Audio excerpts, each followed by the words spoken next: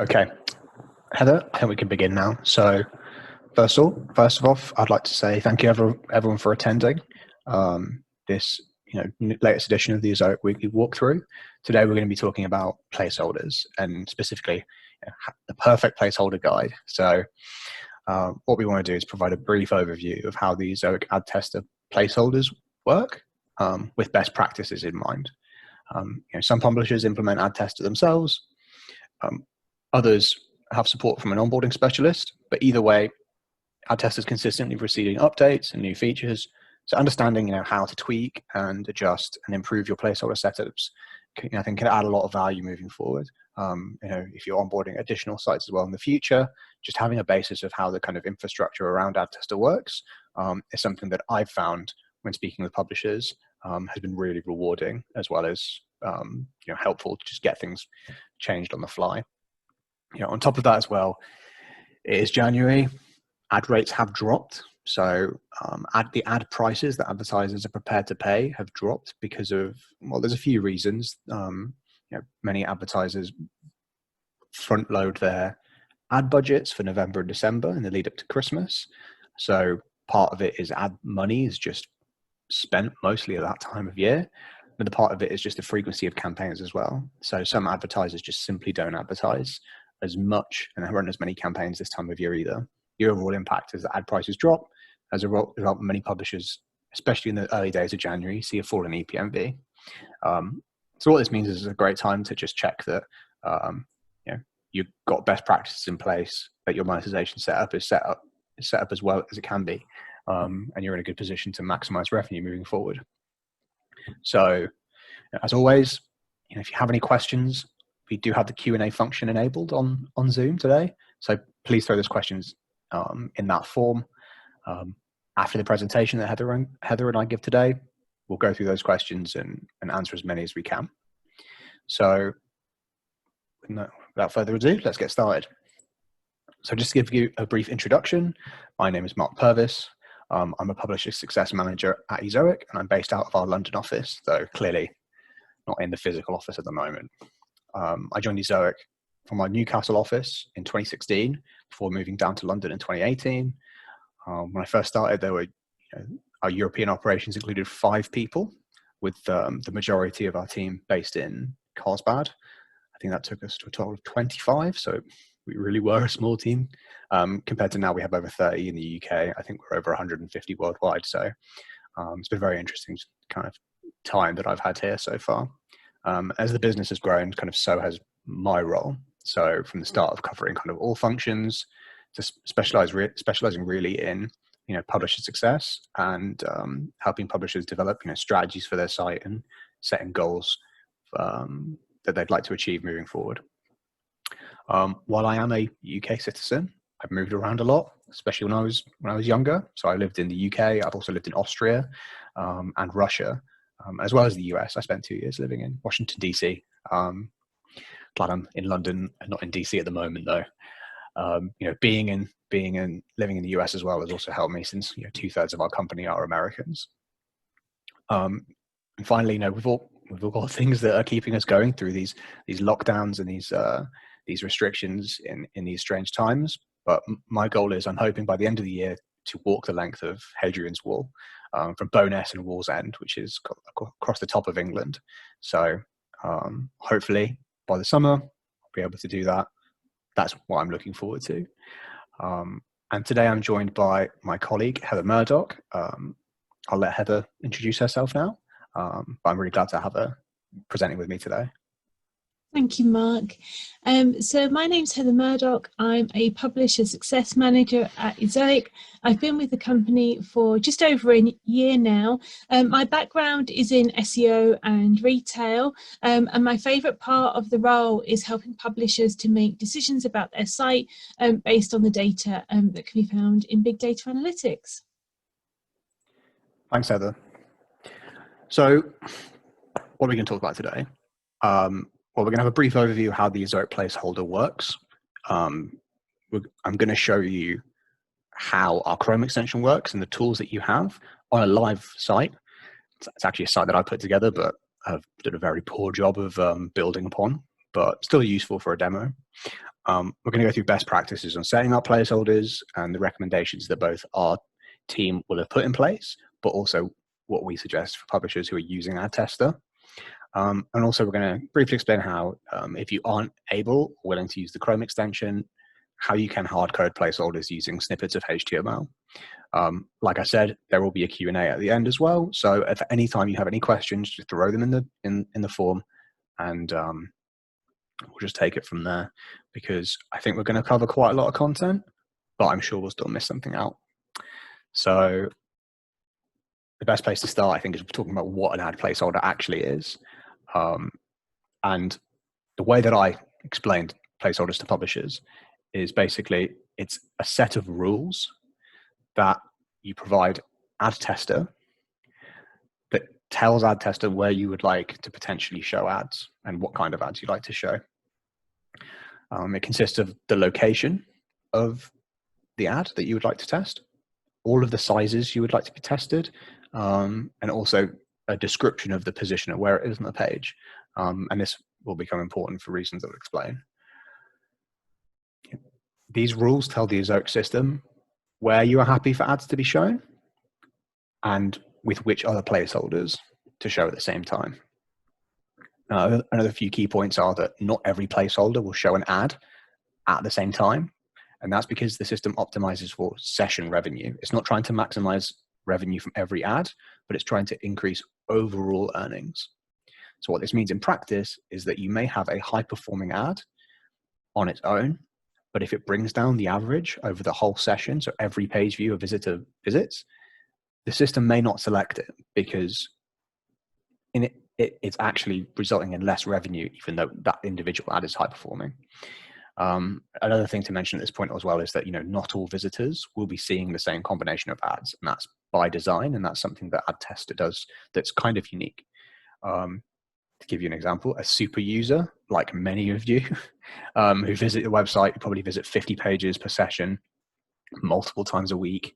You probably behave on the website a little bit differently, or quite differently from a typical user. You never click on any ads, of course. And as a result, all of these kind of intention signals that you're sending to our machine learning are going to paint a very different picture of you as a user than any other person who's browsing your site. So as a result, Ad Tester will adjust the combinations of ads that these two users see accordingly. So that's just a bit of a preface to understand why placeholders are important. They really are the kind of infrastructure behind which your Ad Tester setup is built. And they're also going to, not necessarily show the most highest performing ads every time, but they're also not necessarily going to show every user the same ads as well. So I'd like to take a moment now just to actually go through the Chrome extension. So if you are logged into your publisher dashboard, if you've got the Chrome extension installed on your browser, pull up your site and activate it now. I'm just going to stop sharing briefly so that I can share a different page. So right now you should all see a website called productivityhacks.com. Like I said, this is the site that I put together. I wrote one article and then COVID happened and I just kind of abandoned it. But I think it's useful as a tool to kind of walk through some of the features of the Chrome extension and talk about placeholders. So as you can see here, this solid color block in the corner is a placeholder that I've added to the page. And if I click on it, I can edit, delete. I can also set rules not to show it on a particular page. I can also preview certain sizes. But what I'm going to do is I'm going to edit, and that's going to bring up a whole host of features and controls that I have over this particular placeholder. And the first one is the position type. So what you can see here is when I click the drop down, there is over 50 different position types that I can select. Now, the reason position types are important is because one, tells Ad Tester where this placeholder is on the page, so it can pull data from the rest of our network to determine the relative value of that placeholder compared to others. For example, an ad at the top of the page is likely to pay better than an ad in the middle of the content, but it's also likely to have a bigger impact on bounce rate. So the system will learn this over time for your particular site and how weighted that is. But to begin with, setting these position types gives your site a head start with optimization because it can pull from past data. The other thing it does is it's a way of making sure that the two ads don't show at the same time. So you can see that this placeholder has sidebar top selected. If I was to create another placeholder that was also called sidebar top, I don't know where I would do it. Maybe, say I did it underneath the category, only one of those would show at a time. So the system will only show one sidebar top. And if we go back into the edit tool and look at the other position types, you can see another option is top of page. If you have two top of page placeholders, only one will show at a time. So if you want two different ad positions to be tested at the same time, make sure they have different position types. Moving on, there's a few different other features that we have here as well. You can turn a particular placeholder off by device type. So most websites have a responsive design these days, but if you have a separate mobile version of the site to a desktop version, you may want to create separate placeholder setups for your desktop and mobile. It wouldn't have an impact on performance, but if you find, for example, the website is built differently, and as a result, the placeholders just aren't appearing where they should when you for those different device types, you can toggle these controls to make sure that they only appear on either the mobile version, tablet version, or desktop version. You'll also see two other settings here. This is adaptive sizing, which if you're a publisher, you may have noticed that in some cases you've seen when you have selected one ad size, a large ad size, you may see multiple smaller ads appearing in that same position. A great example of this would be if I enabled 300 by 600 for this placeholder. Adaptive sizing would actually test a 300 by 250 and a second 300 by 250 underneath. Another example of this would be if you have, I'm skipping ahead a little bit, but if you had a 970 by 250, so a very long horizontal rectangle size selected, it may show 2 or 3, again, 300 by 250 box-sized ads in place. Adaptive sizing tends to have a pretty positive impact on overall revenue. In some cases, having adaptive sizing enabled can increase revenue by about 20%. So if you have seen this behavior before, this is likely the reason why you've seen it, because this feature is active. It can be toggled on and off on a per placeholder basis from the Chrome extension, but the best practice is to leave it enabled. Another feature here is fluid sizes. And what fluid sizes shows is it allows the system to test ads that will fill the screen width or container. So you can see here, I've got Chrome DevTools open. You can see that the container here is 374.98. The largest ad I have selected is 300 by 600. Fluid sizing would allow an ad to show that went all the way up to that width size and length size as well. This again can help with revenue. I don't have any stats on the uplift, but if you are finding that ads are expanding beyond the size that you have selected, we're going to move on to ad sizes briefly, but if you find that they are expanding beyond these sizes, you can disable fluid ads per placeholder too. Finally, on this page, you can also label them as well. So if you have a particular labeling scheme that you'd like to use to understand which placeholders are which, you can edit that here. The second thing I wanted to cover was ad sizes. So this placeholder is in the sidebar, and there's a whole bunch of different sizes that I could select to fit. By default, when you create a placeholder, the system should automatically select appropriate ad sizes based off of your position type, which we discussed here. But you can configure these both for the whole site and also for mobile or desktop. You can also add minimum screen sizes too. By default, the minimum screen size will be based off of the size of the ad. So a 468 by 60, if selected on mobile, should not show on mobile screens that are smaller than 468 pixels. But if, for example, one example I've seen is a site that has a background color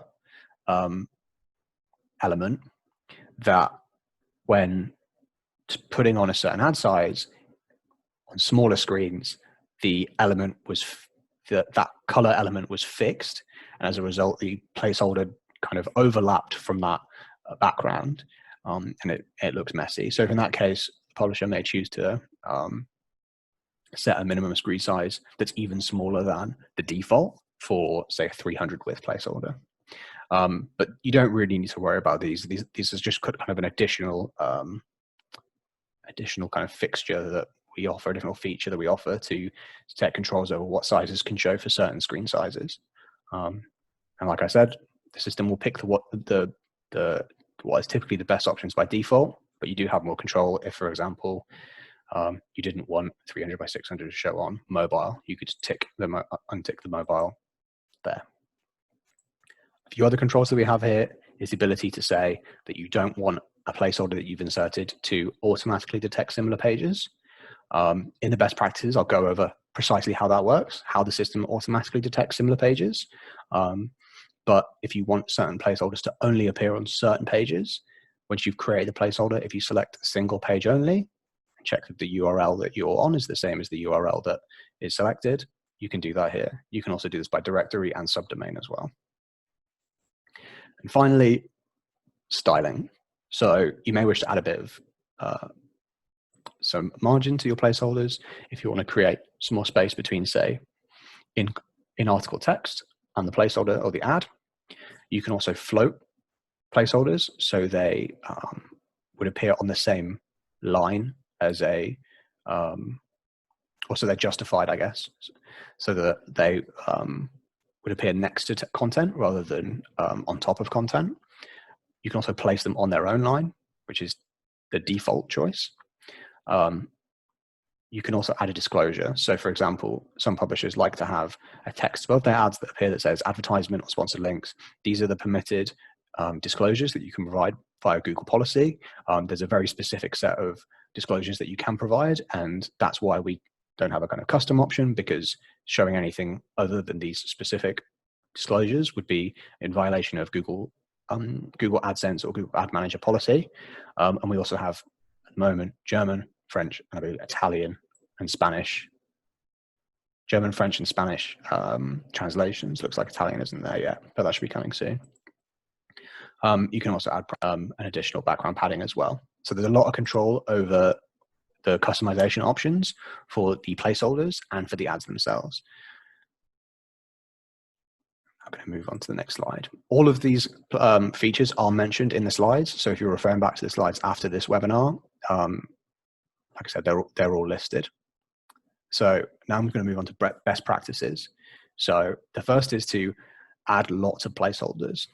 Now, this is something that's going to be quite different for publishers who are used to setting up fixed static ad positions, because if you place an ad code on the site, you expect an ad to show. This is not the case with Ad Tester. The system will automatically adjust the number, the size, the frequency, the type of ads that show based off of user behavior. So if you place lots of placeholders on the site, you give the system plenty of options to test, but you're not going to, as a result, have an ad show in every position. In terms of how much, it would vary from site to site, but what I will say is you want some text to appear between the different placeholders. So for example, you can see on my site, my paragraphs tend to be a few lines long.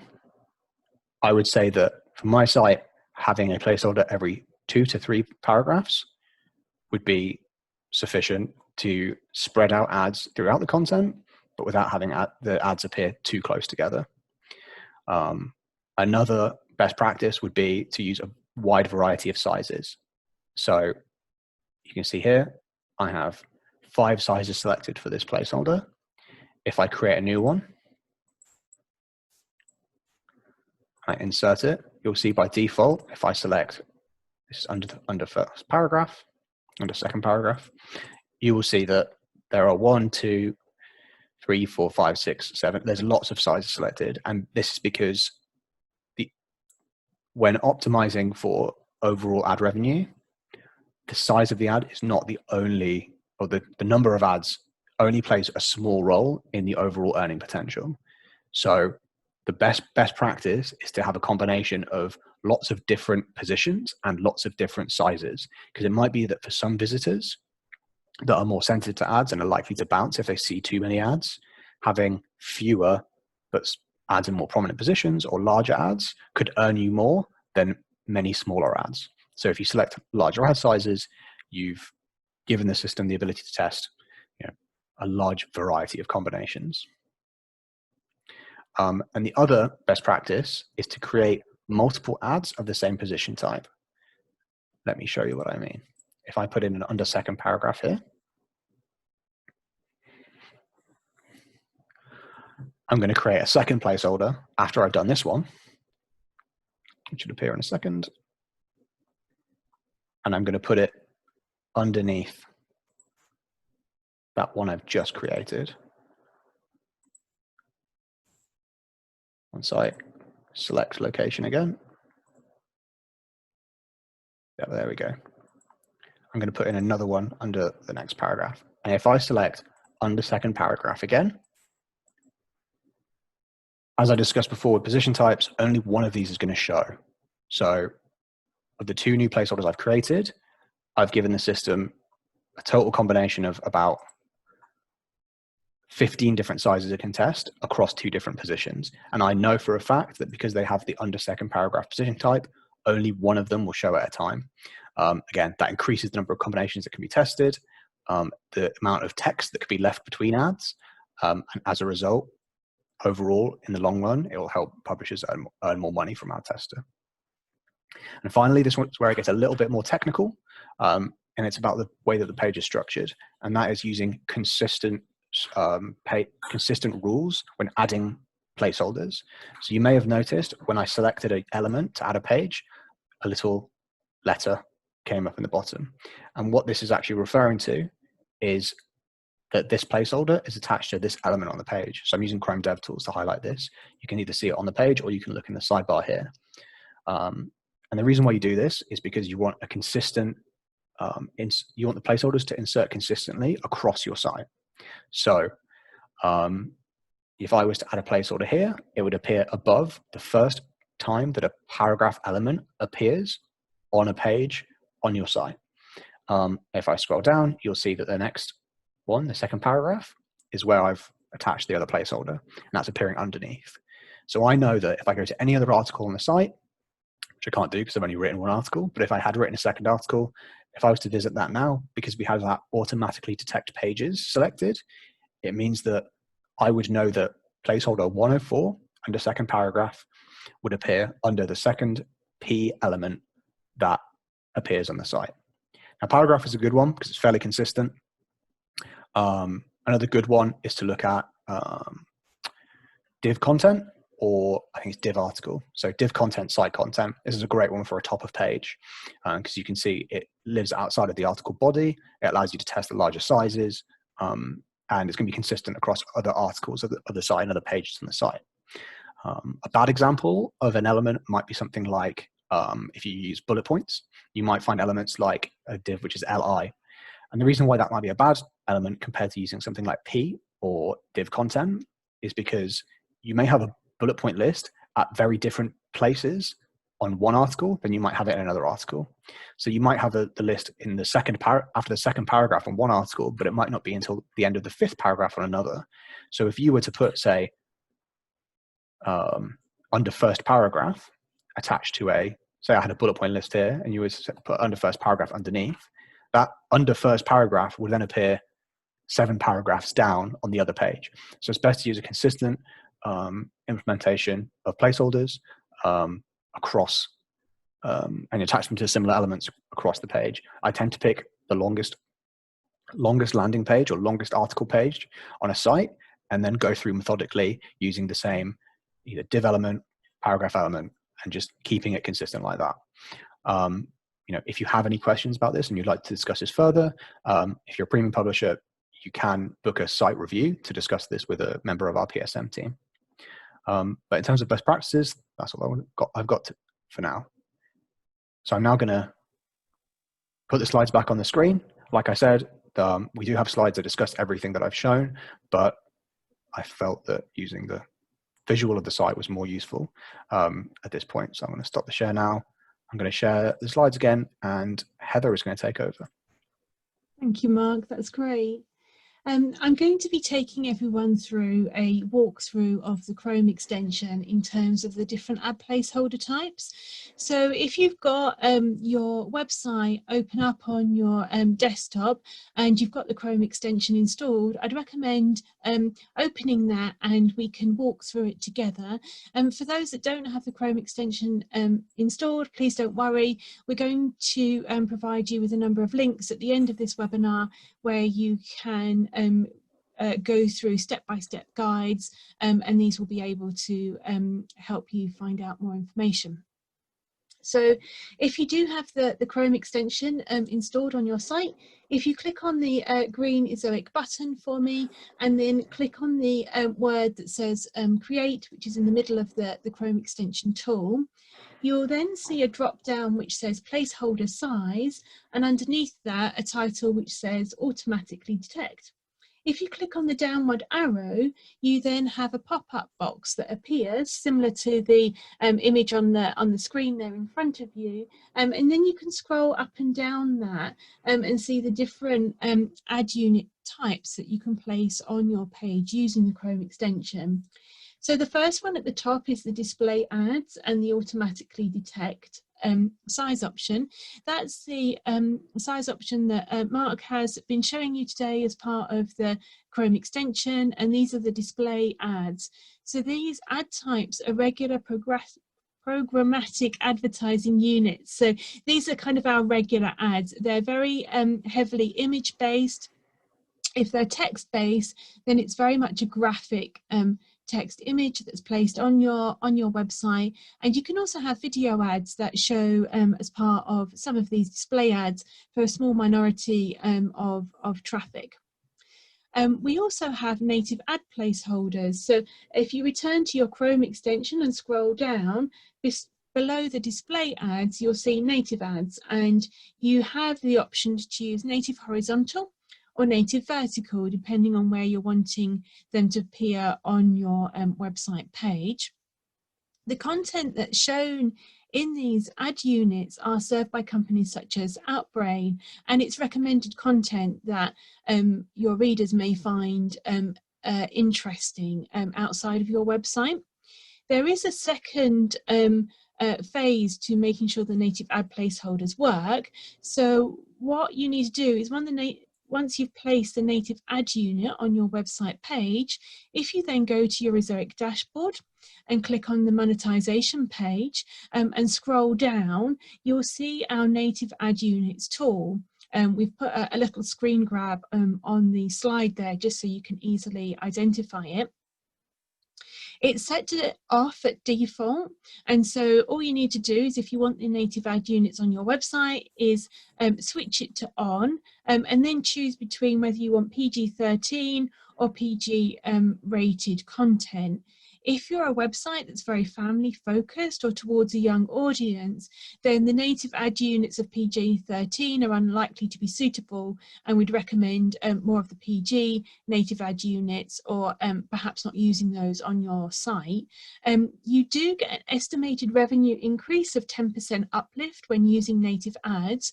So we do recommend that if you haven't already tried native ads and it's something that you're interested in, at this time of year, it's a really good opportunity to try those out, see what you think, and then make a decision on them from there. You can also choose to put link units on your site. These are typically served via mediation. However, AdSense intends to stop providing these ad formats later this year. So if you don't already have these on your website, please don't worry. It's something that within a few months, AdSense will be moving on from anyway. So that takes us on now to the additional ad types. So if you go to the monetization area of your Ezoic dashboard and scroll down to the ad tester table, and select the on-off settings, you'll see a pop-up appears that's similar to the screen grab on the slide here. And what I'll do is I'll take you through these additional ad types.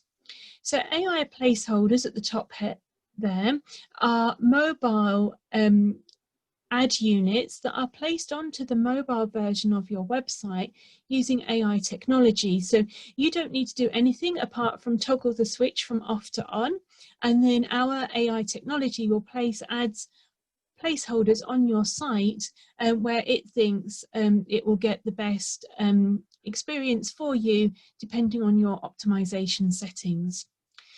Underneath that, we've got the sticky sidebar ads. This again is an ad unit that has two parts to it. Using the Chrome extension and the display ad format, you first of all need to place a sidebar floating ad placeholder on your sidebar right at the very bottom with no other content underneath it. You then need to come to this page here on your monetization dashboard and turn the sticky sidebar ads format from off to on. The image that you've got in front of you here would mean that even if the sticky floating ad placeholder was on this person's website, the ad wouldn't show in a sticky format until this had been turned on. For the in-image ads, there's a little question mark there, and you can hover over it as part of your Ezoic dashboard, and you can find out more about each one. But these are effectively banner ads that are placed on images within your website. The vignette ads are the ads that are placed in between readers moving from one page to another. And the interstitial video ads, these are video ads that are shown in the bottom right-hand corner of your website around where the anchor ad is. And for these three types of ads, all you need to do is just toggle the switch from off to on, and these ads will show. You can see an uplift in your EPMV and revenue from having these ad types, and January is a really great month to test these ads, see what impact it has, and then you can make a decision on them from there. We've also got a really exciting beta ad format ad right at the bottom there, and this is where, if you would like to, by switching that switch from off to on, you can choose to be part of our beta testing team, and our tech team will allow beta ads to be shown on your website. So if you really like being at the forefront of what's happening with Ezoic and ad types, we'd recommend you switching those on and giving them a try. Yeah, I think for any publisher who's keen to try, experimental and kind of up new next gen formats, being involved in beta ad format testing is a good place to start. So with wrapping and hard coding of your ads, this is done on the monetization page of your Ezoic dashboard. With hard coding ads or wrapping ads, what you're doing is you're putting a piece of Ezoic HTML code onto your actual website.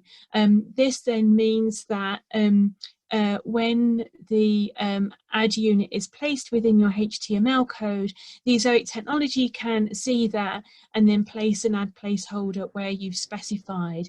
It helps you for you to get really granular with where you're placing the ad placeholders using this method, but it does require a HTML coding knowledge to some level to be able to do it. To set up the hard coding ad type, all you need to do is click on the new placeholder button that you can see on the screen there. What happens is a pop-up appears which takes you through a list of questions and helps you to tell the AI technology where you would like this placeholder to be on your page, and also takes you through the different options that Mark showed you as part of the Chrome extension. You can then click on Save, and a piece of HTML code will be shown on your screen. You can then save that and place that in the exact position where you would like the ad placeholder to be on your website. It's really important when you're copy and pasting that code over that you take every piece of the HTML code with you. If you miss the smallest part, it won't then translate onto your HTML, and so it won't be able to read and understand that because there's elements missing. If you've ever been asked to wrap your ads before, you would have followed a very similar process. The only difference is that you would have split the HTML Ezoic code and placed it either side of the ad code that's already on your site. We're going to provide links to both of the documents that talk you through this at a very granular level. And if you would like to either wrap your ads or hard code any ads on your site, we recommend using those documents as a way to guide you through it. Okay, so one of the tools that you can use within the Ezoic dashboard is tell Ad Tester your optimization goals. So if you go to the Settings tab in your Ezoic dashboard, you'll find the Optimization Goals tool, and you can tell the AI technology how you would like it to balance revenue and user experience. You can select specific user experience metrics like bounce rate to provide more weighting to this using the custom settings as well. So using any of these options doesn't necessarily result in visitors seeing fewer ads. The number of ads is only one factor influencing the actual user's behavior. So the main options that you've got to choose from is balance, which is our default setting, which is a balance between revenue and your user's experience. Revenue focused, which is obviously very focused towards revenue and gaining you the most EPMV. User experience focused is focused on your reader's user experience, and it puts that first.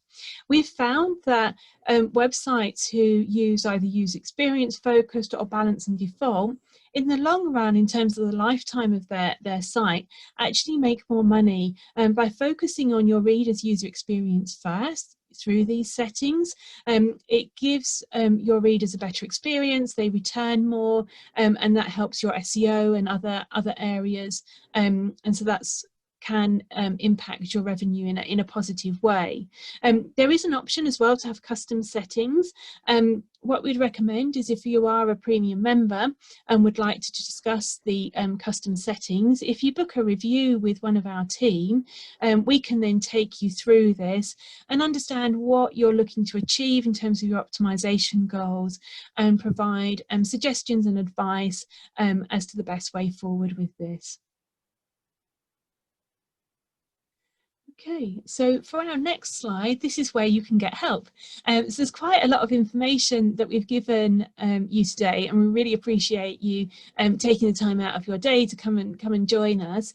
If you go to our knowledge base, which you can find at support.ezoic.com, you can search for different articles using keywords such as Chrome extension or placeholders, and you'll find these different articles will be part of that search. So the first one is a guide about how to use the Ezoic Chrome extension, and the second one is taking you through some troubleshooting steps for any errors that you find with the Ezoic Chrome extension when using it through certain browsers, or if you have other websites open, it can actually interfere with the Chrome extension, and following this really simple guide using the troubleshooting that we provided can help you resolve that quickly.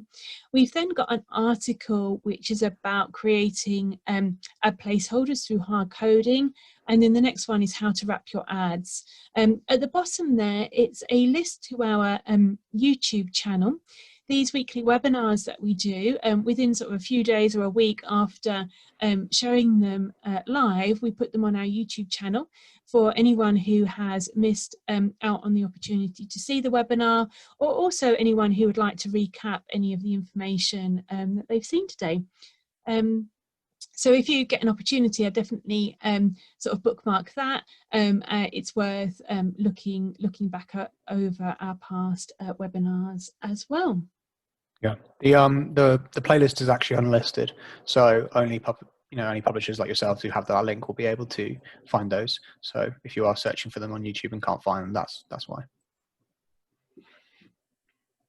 And then our last slide of today, if you've been to any of our other webinars before, you'll have probably seen this, but we think it's so valuable for you to have information on all the different resources and education that we have for you, that we like to include this. So just starting at the top left in terms of troubleshooting, we always recommend, if you've got any problem at all, the first place to go to is support.ezoic.com. Use that search function to find the article that can help answer your question. And then you can create a ticket in your Ezoic dashboard to go into that query in more depth, or if you would just like some sort of deeper understanding in terms of how to do something. In terms of Ezoic education on our website, you can go to ezoic.com/ezoic-explains and ezoic.com/FAQ to get the latest education pieces as part of our website.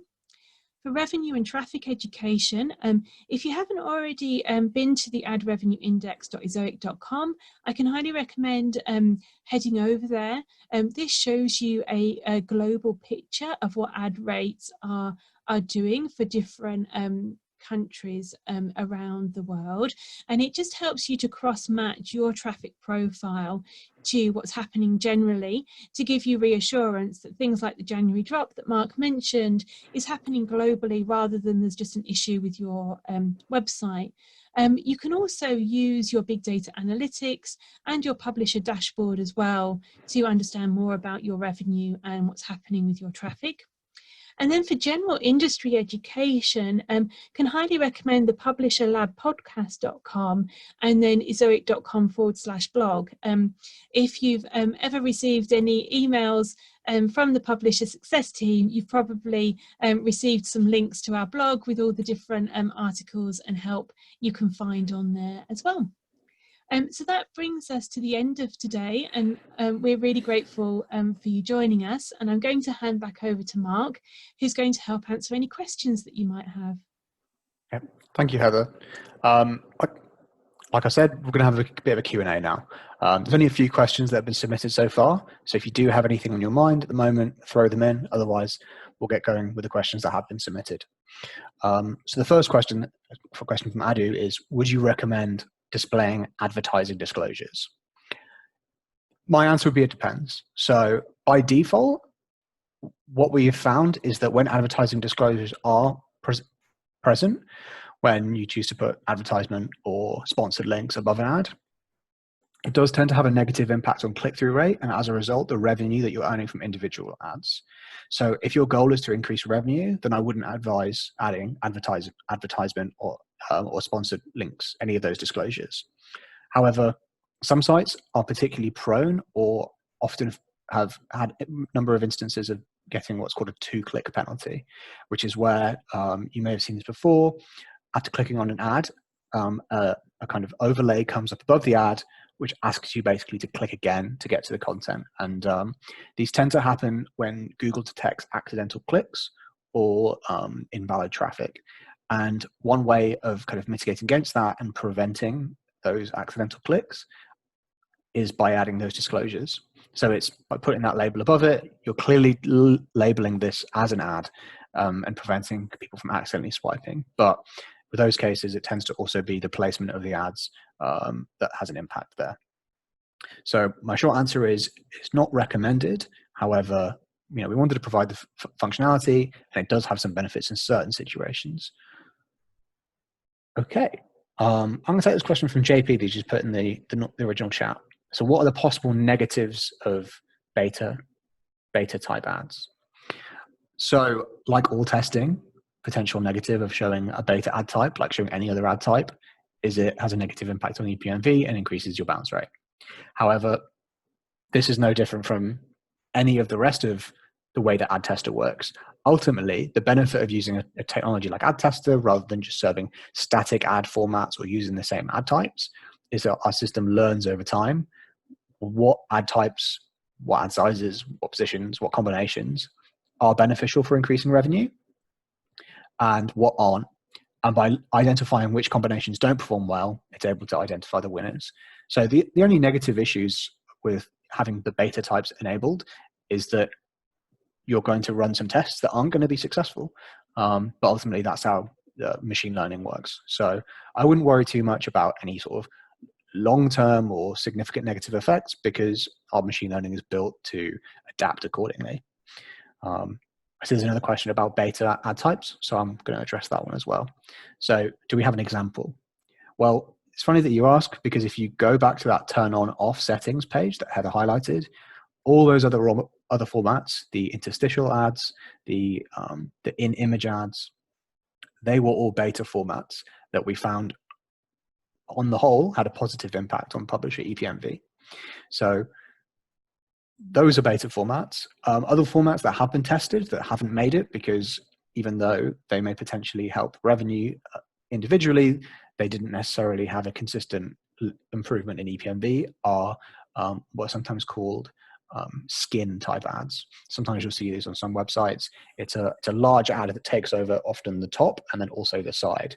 These ads can pay well for certain publishers in certain niches. However, the impact that they have on bounce rate and every other ad on the page can be quite substantial, and in a negative sense. So that's an example of a format that we've tested that has not made it kind of to the product. But the purpose of the beta format is to identify good options for publishers and allow publishers to test new ad types, which are then kind of built into that functionality. So I don't have any examples of ones that are currently in beta.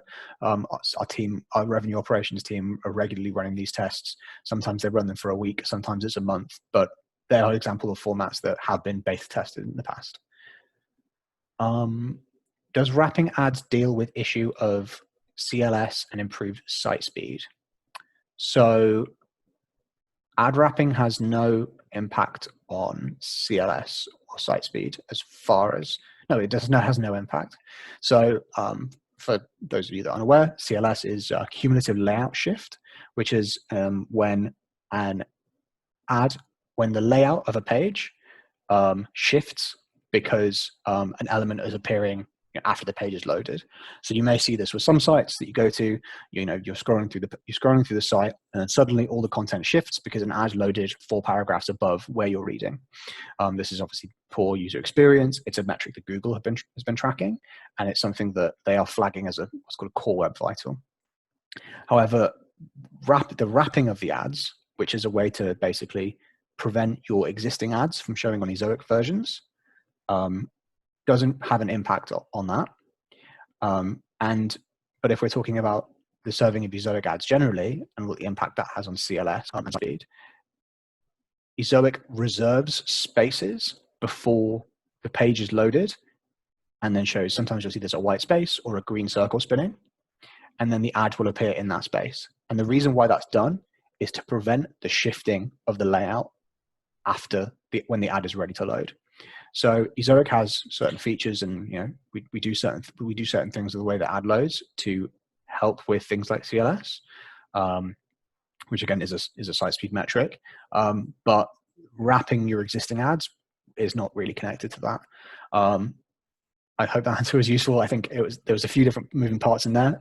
Feel free to ask any follow-ups if there's anything else to that. I can see Kostas said, how can I make sure that review tables are not broken by ads? So this will be an example of where earlier in the presentation, which will be uploaded to YouTube if you haven't had a chance to go from the beginning, where the element that is selected to insert a placeholder is one that doesn't translate well across other pages. So if you're finding that certain placeholders are, oh, great, Jane. If you're finding that certain placeholders are being inserted in something like a table, what I would do is I would open up Chrome Developer Tools.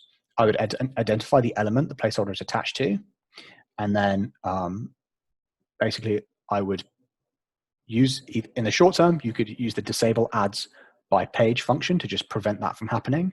But in the long term, I would look at how your placeholders are inserted on the page and see if there are any see if there are any elements that are proving to be a poor choice to attach placeholders to. Like I said, this is the kind of thing that I think a visual demonstration really clarifies. So Kostas, if you reference the video when we upload it, you'll see how I open Chrome DevTools. I look at which elements placeholders are attached to, and then use that to determine a consistent structure for putting in placeholders. Yeah, I hope that was helpful. Okay, I've got one last question. It's about optimization goals, and it's a pretty simple one. It's why isn't revenue focused the default? It's a really good question. So the reason why is because what the optimization goals do in practice is they determine how many instances of a particular ad combination is served to your audience. So if you pick revenue focused, then more often than if you said user experience focused or balanced, more often the highest EPMV combination of ads would show to your audience, which can help improve short-term revenue. However, part of the way that Zoic optimizes is not just finding the best combination today, but it's also by effectively trying to prevent advertisers from undercutting you by making lower bids. So what this means in practice is sometimes the system will actually show fewer ads than it could do to ensure that other advertisers have to keep their prices high if they want to make sure they appear on your page.